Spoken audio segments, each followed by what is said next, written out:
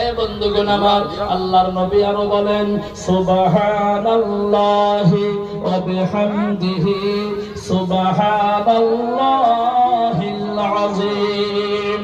এই কালিমাটা আমরা সকলেই জানি, কথা বলেন জানি না? জানি না।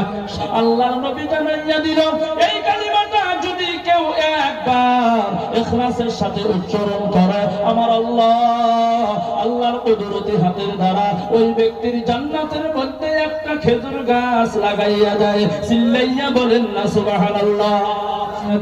এবার যারা জান্নাতে, কিছু সংখ্যক জান্নাতীরা দেখবে আমিও জান্নাতি, আমার সঙ্গে অমুকও জান্নাতি, কিন্তু আমার জান্নাতের মধ্যে লক্ষ লক্ষ খেজুর গাছ দেখি, অমুকের জান্নাতের মধ্যে কেন একটা খেজুর গাছ নাই?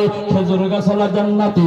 আল্লাহকে প্রশ্ন করব, আল্লাহ আমিও জান্নাতি, অমুকও জান্নাতি, আমার জান্নাতে খেজুর গাছ লক্ষ লক্ষ, অমুকের জান্নাতে একটাও কেন নাই? আল্লাহ জবাবে বলবেন, রে বান্দা, দুনিয়ার মধ্যে আমার রাসূল বলেছিল, দুনিয়ার মধ্যে আমার হাবিব বলেছিল, আমার পবিত্রতা যদি কেউ একবার উচ্চারণ করে, আলোচনা করে ইখলাসের সাথে, আমি আল্লাহ আমার কুদরতি হাতের দ্বারা ওই ব্যক্তির জান্নাতের মধ্যে একটা খেজুর গাছ লাগাইয়া দেই।